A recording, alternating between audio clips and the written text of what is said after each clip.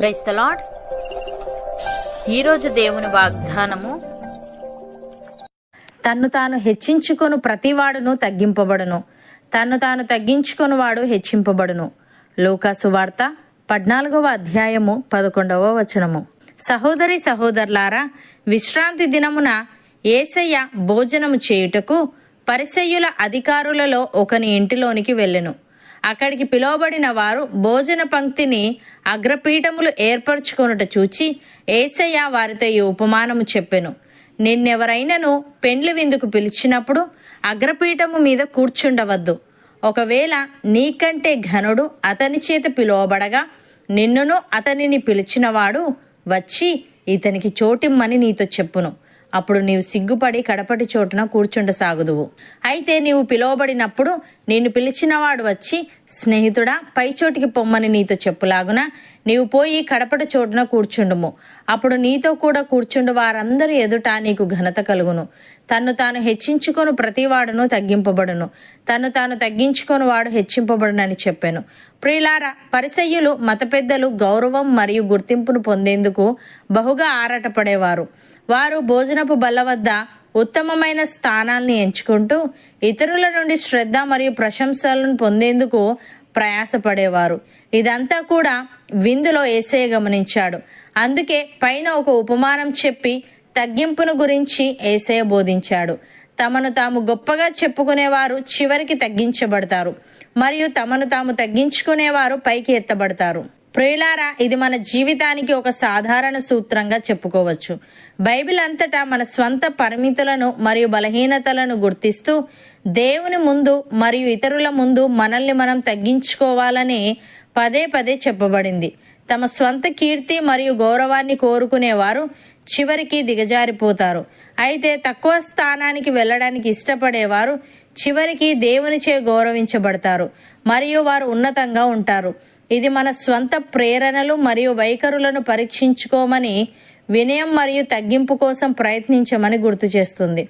ప్రియులారా, మీరు పెద్దలకు లోబడి ఉండుడి. మీరందరూ ఎదుటివాని ఎడల దీన మనస్సు అను వస్త్రము ధరించుకొని మిమ్మును అలంకరించుకొనుడి.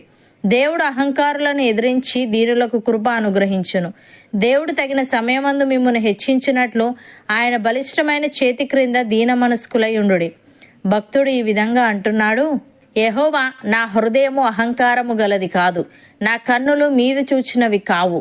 నాకు అందని వాటి అందైనను గొప్ప వాటి అందైనను నేను అభ్యాసము చేసుకొనుటలేదు. నేను నా ప్రాణమును నిమ్మలపరుచుకొని ఉన్నాను, సముదాయించుకొని ఉన్నాను. చనుపాలు విడిచిన పిల్ల తన తల్లి యొద్దనున్నట్లు, చనుపాలు విడిచిన పిల్లయున్నట్లు నా ప్రాణము నా యొద్దనున్నది. ఇజ్రాయేలు, ఇది మొదలుకొని నిత్యము యెహోవా మీదనే ఆశ పెట్టుకొనుము అని. సహోదరి సహోదరులారా, మిమ్మును పిలిచిన పిలుపును చూడుడి.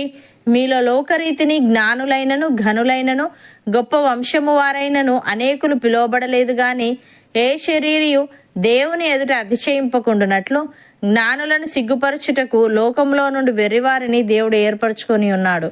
బలవంతులైన వారిని సిగ్గుపరచుటకు లోకంలో బలహీనులైన వారిని దేవుడు ఏర్పరచుకొని ఉన్నాడు.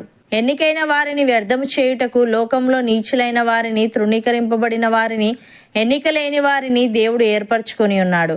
అయితే ఆయన మూలముగా మీరు క్రీస్తు యేసునందున్నారు. అతిశయించువాడు ప్రభువునందే అతిశయింపవలెను అని వ్రాయబడినది నెరవేరునట్లు దేవుని మూలముగా ఆయన మనకు జ్ఞానమును, నీతియు, పరిశుద్ధతయు, విమోచనము నాయను. అవును అన్నవారు నాతో పాటు ప్రార్థనలో ఏకీభవించండి. పరిశుద్ధుడా, ప్రేమగల తండ్రి, తన్ను తాను హెచ్చించుకొను ప్రతివాడును తగ్గింపబడునని, తన్ను తాను తగ్గించుకొని వాడు హెచ్చింపబడునని నీవు తెలియజేశావు. తండ్రి, నీకు స్తుతులు.